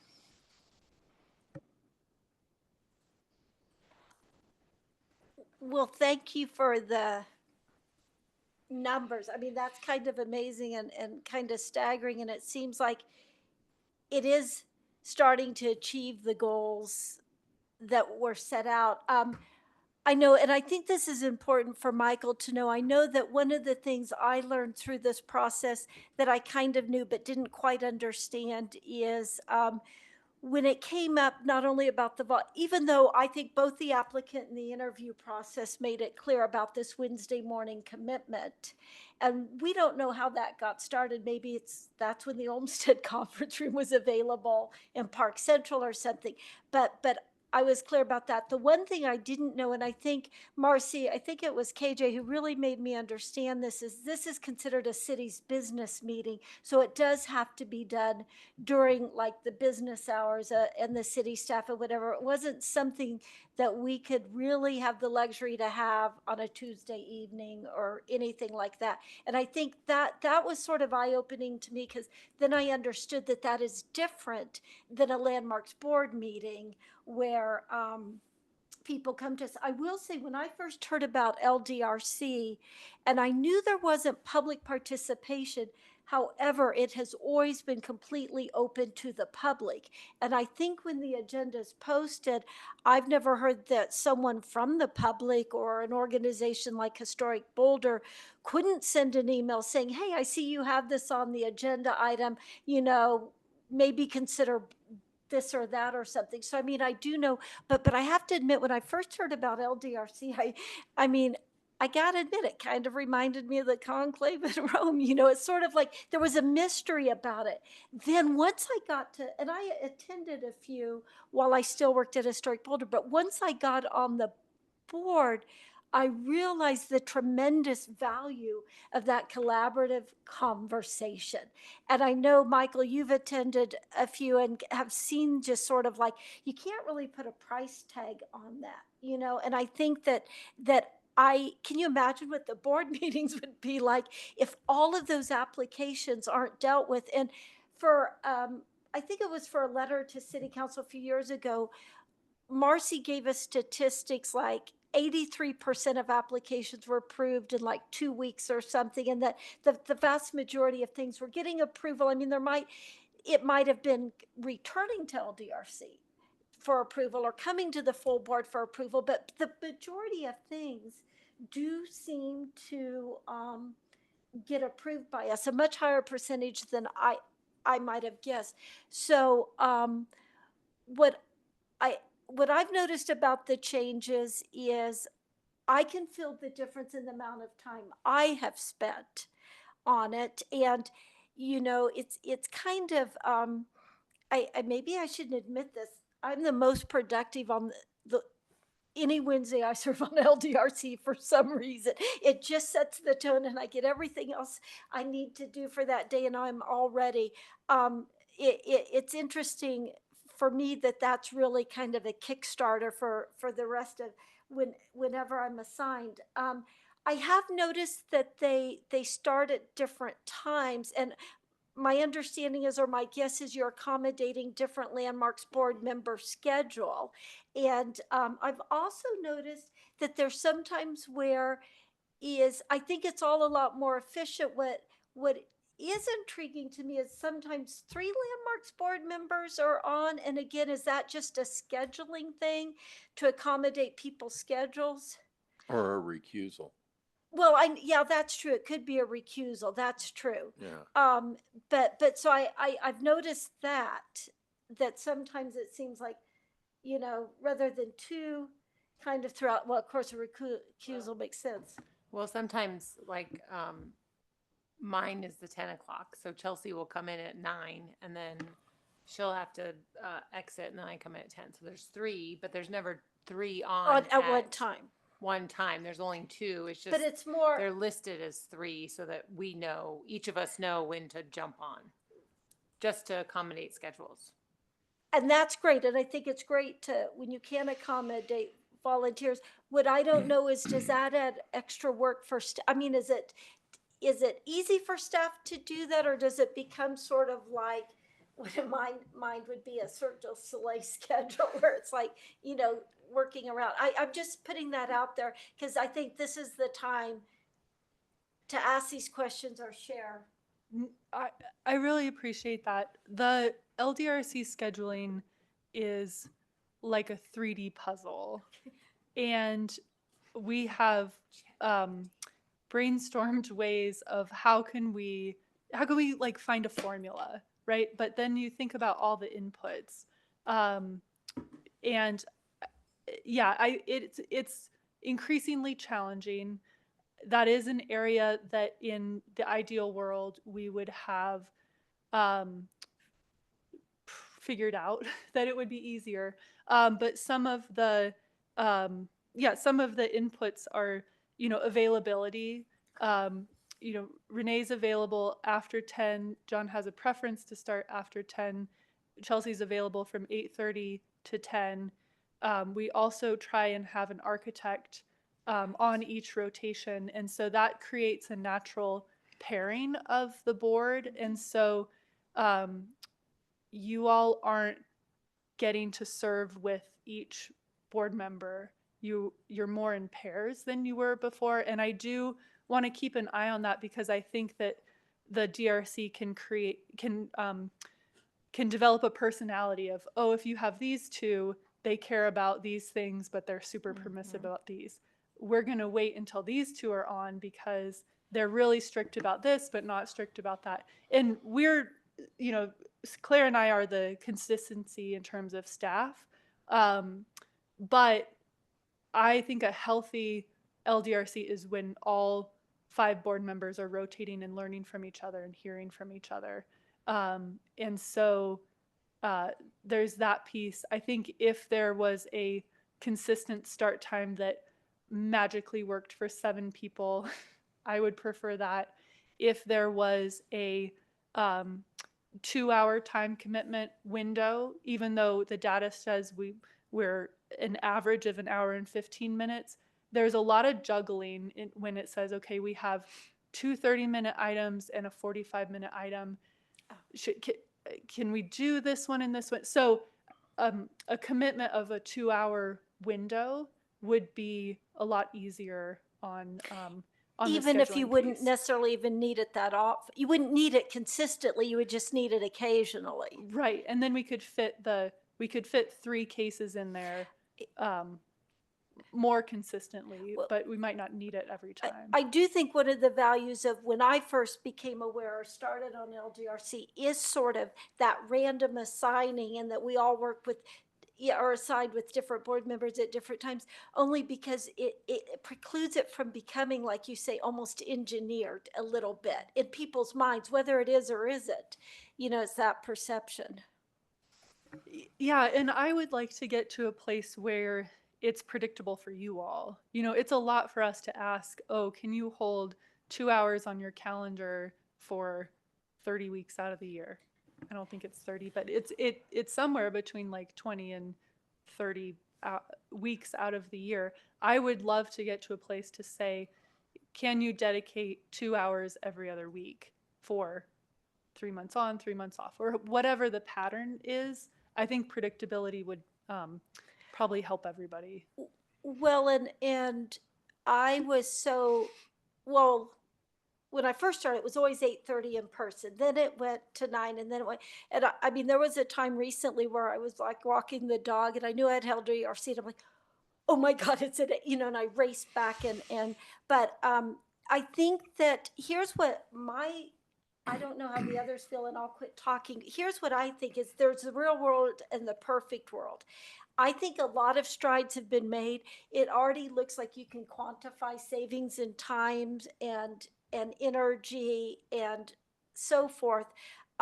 So what I think is maybe because of the progress that's already been made, maybe we can start thinking about ways. Is there a way we can get to a more universal start time and a universal time frame, even though maybe 80% of the time it wouldn't be a full 2 hours, and maybe kind of think individually how to do that. And maybe when we have a retreat or something, we could revisit that, because I know we're not going to resolve that tonight, but it's helpful for me to hear that, because we need to, all these improvements in being efficient.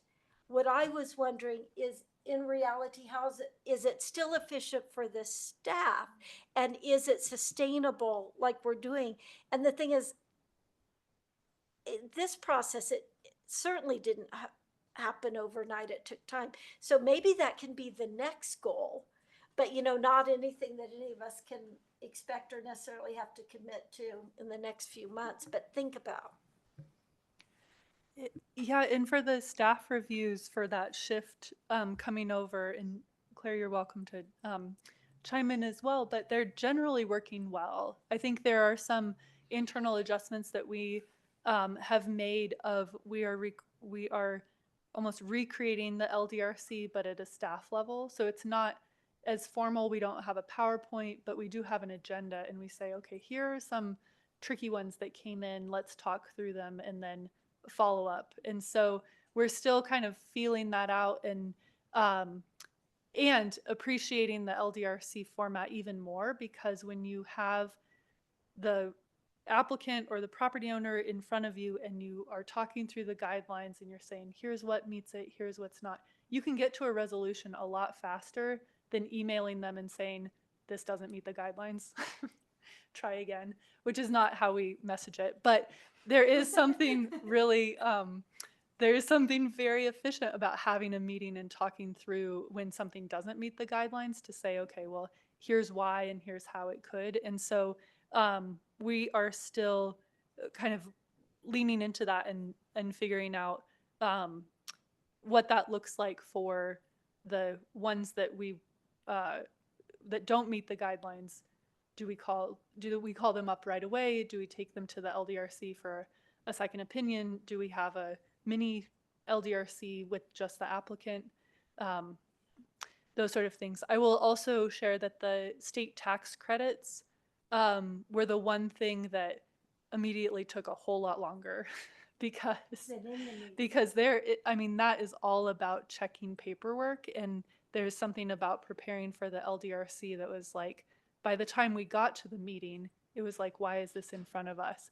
But all of that work to prepare is what made it go so smoothly. So we're also working through, okay, how do we make those reviews a little bit more standardized, because those are the one case types that actually took longer at the staff level.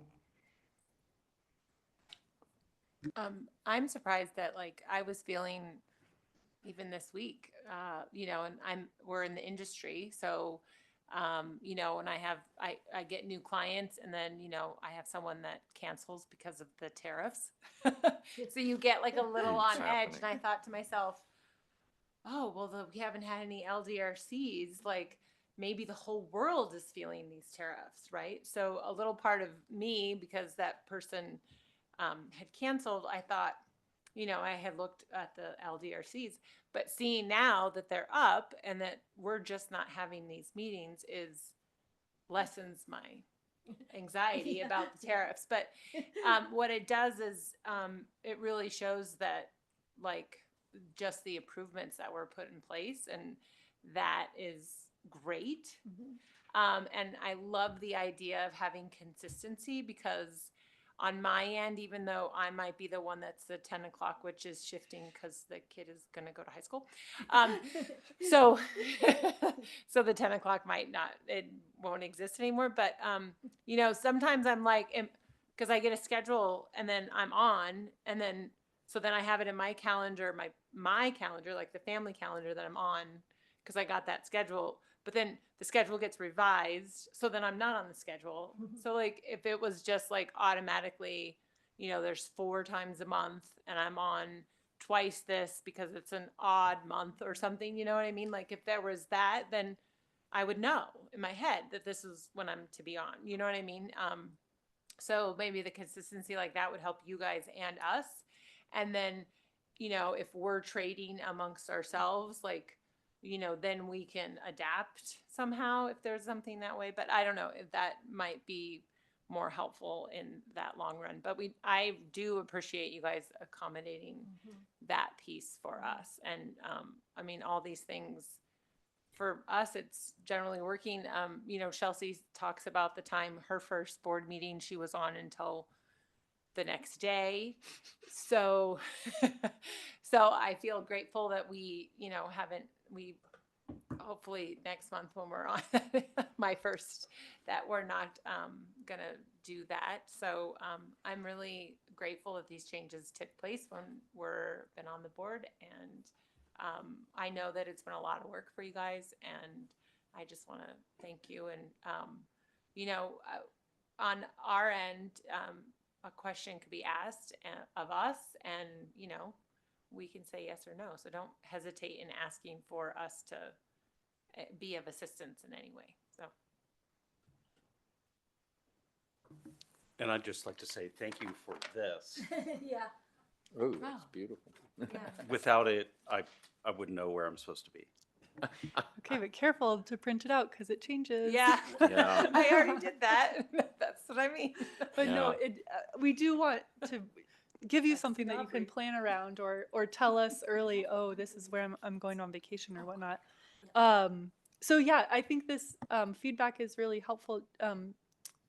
John, Michael, are there other comments about? Well, I want to say that I think that the things I've noticed is that it does seem to be the types of projects that I've been seeing at the LDRCs that I've been at tend to be the interesting parts and have seemed to be more efficiently presented and discussed since these changes.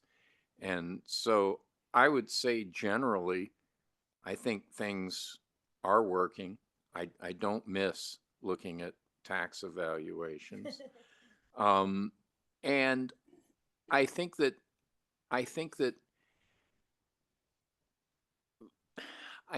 the only adjustment I guess I would like to see on some of these is more ability to have the interactive part of the discussion with the people that are coming in, because I think that's one of the most useful things we can offer. But I understand the time constraints. They apply to all of us equally.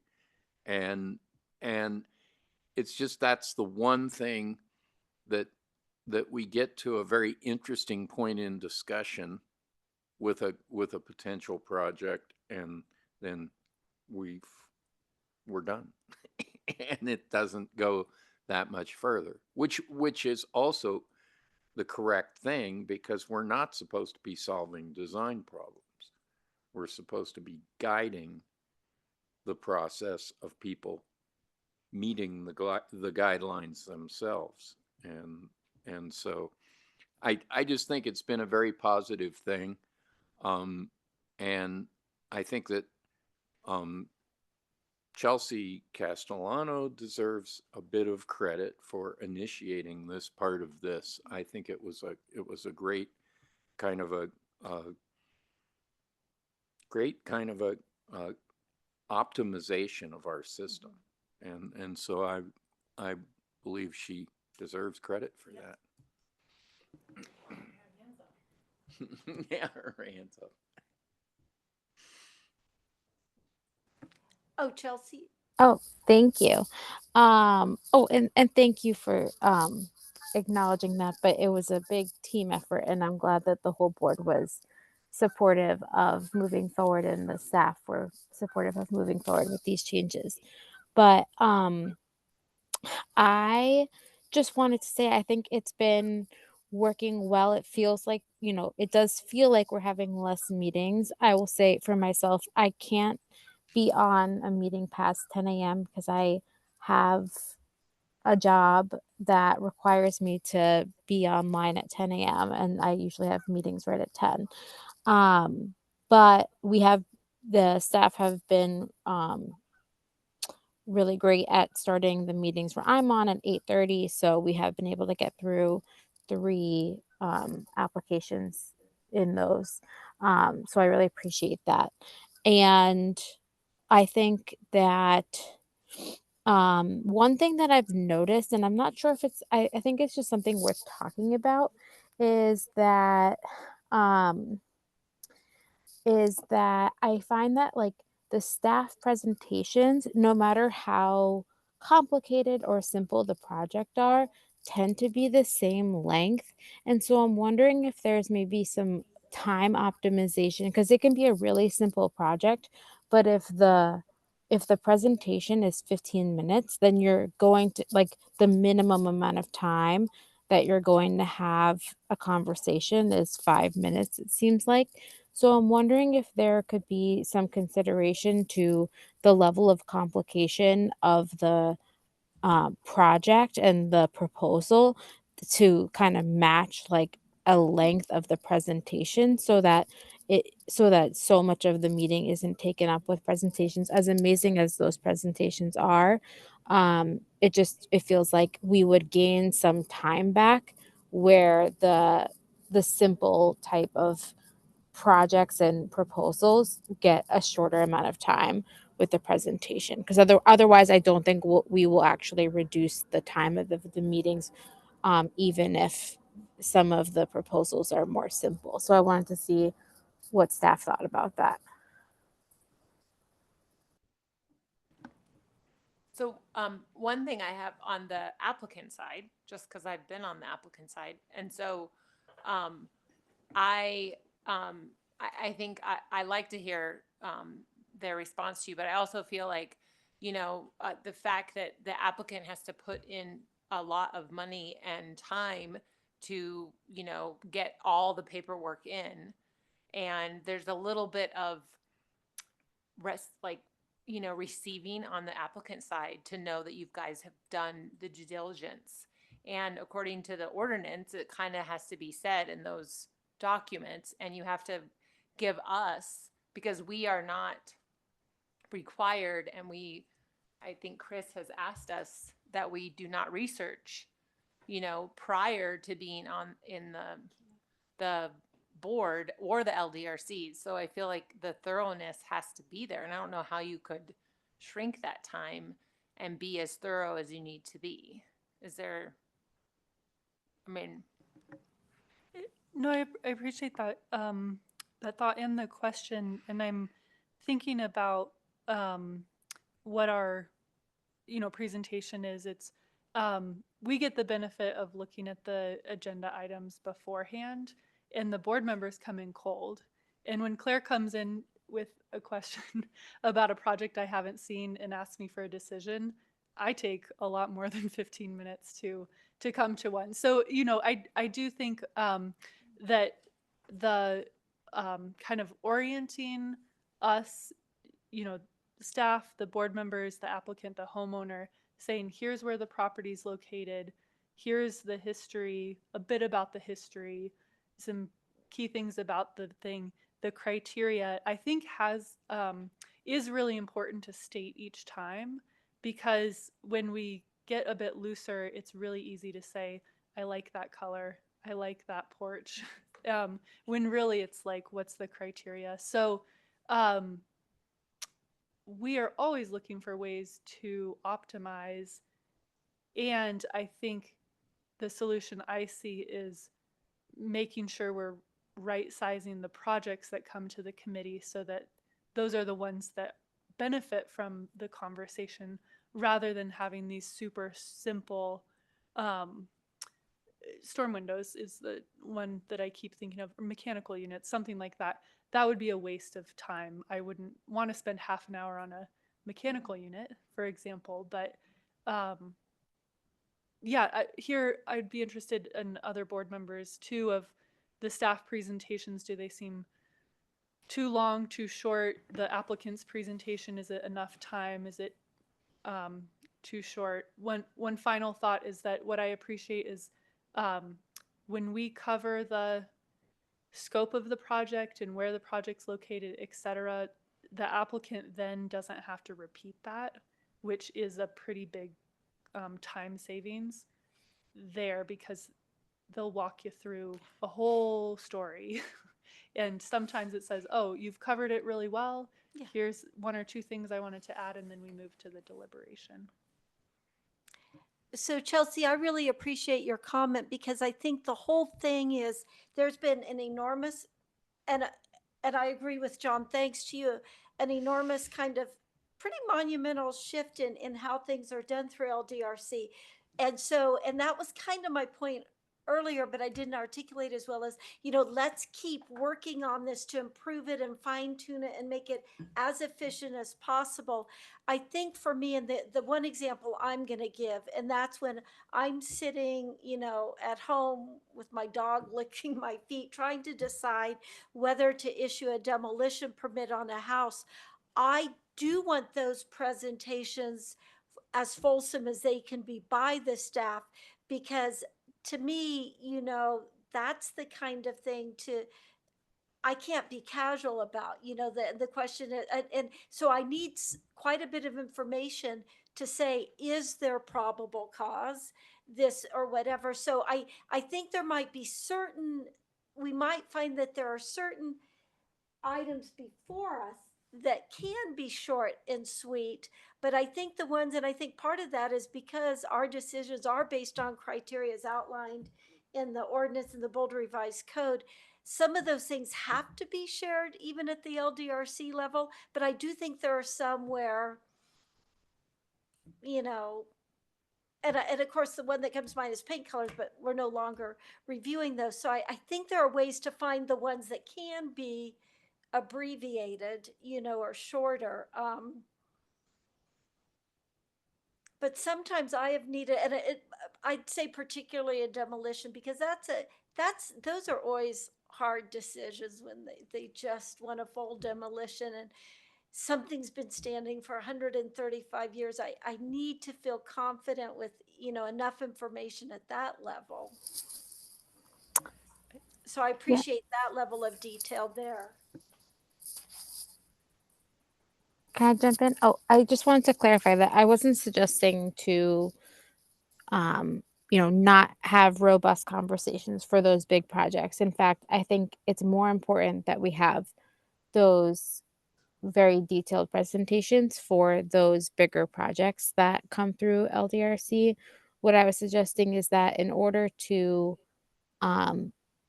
see the benefit of the reduced time, I think in order to have the time to have those robust conversations, it might be helpful to consider paring down some of the presentations for only the proposals that are very, very simple and straightforward. So if it's usually a 10-minute presentation, maybe it can be 5, so that we have more time. Because I have noticed that for those more robust proposals that are more complicated, we are running out of time a little bit faster because we only have 30 minutes for each one. But if we could get the ones that are very simple done in 15 minutes, then we could have 45 minutes for those longer ones. And I don't think that applicants or owners will be sad to have their proposal approved faster. That's just my opinion, but yeah, I don't think that it's like disregarding a project to kind of get through things a little bit quicker when it's really straightforward. Yeah, maybe a final thought is that people will get upset if we deny their project faster. And I think the methodical way that we go through the criteria is important. And what I'm hearing you say, Chelsea, is we're not saying cut it for every single one, but for the simple ones or the straightforward ones, cut it down where we can. Some feedback that I got from somebody who's known me for a while said, I can't believe you've explained the same thing 1,000 times and yet you don't sound tired of it. And I think that's something that I often keep in mind, is that you all have now heard us say the same thing 300 times. But for this homeowner, it's their first experience. It's their first impression of the program. It's all of that. And so I try and keep that in mind too. Well, there are people that come through regularly and they know the process and all of that. For a lot of people, this is their very first time. How are decisions made? Can I do my project? All of that. And I think that's sometimes where I'm coming from when I lay out the criteria and the presentation. So I think it's methodically. very useful the way you go through the guidelines in a systematic way, especially when it is something complex like windows.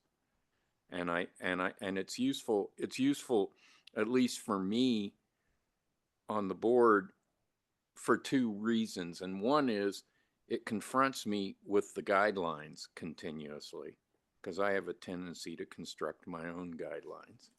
And It also shows the client or the petitioner that, you know, we're bound by criteria and guidelines, and this is how we're going to apply them. And so they understand that level of the process. And so I think it's the way that you do these, I don't,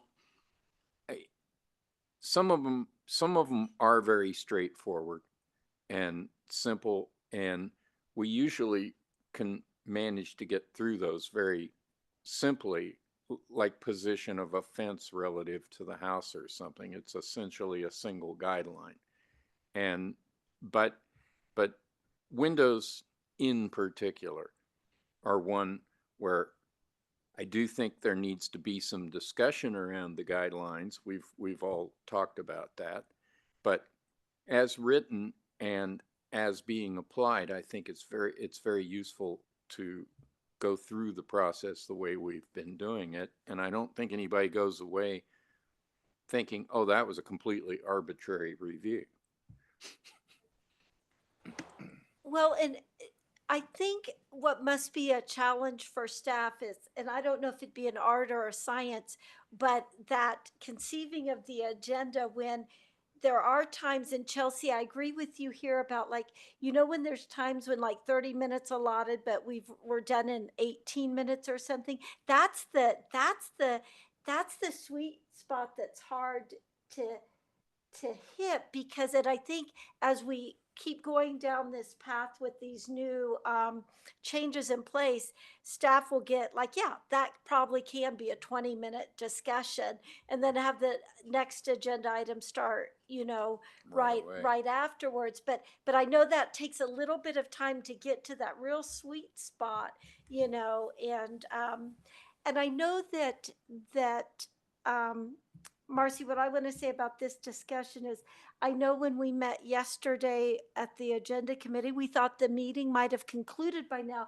but I think this is probably one of the most important discussions, because the time and effort, Chelsea, that you did in really making this come to pass, it's not worth it if we don't evaluate it along the route. And, you know, it would have been silly to evaluate it before Michael got to attend a couple of rotations. It's sort of the perfect time. So I think the thing is, this is maybe something we need some check-ins and can kind of move it along and just fine tune it. Cause I think it's all great.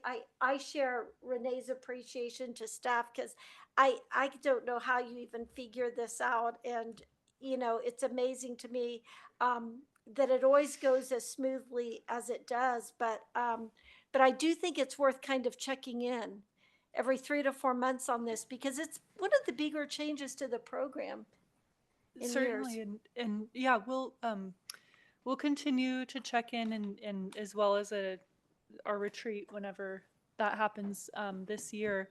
And I'll particularly be interested in looking for what is that pattern, and can we get to a more predictable frequency for everyone. And then closing out, I just want to highlight a couple other process improvements that we've made. We've just shifted all of our applications from a PDF to direct apply online.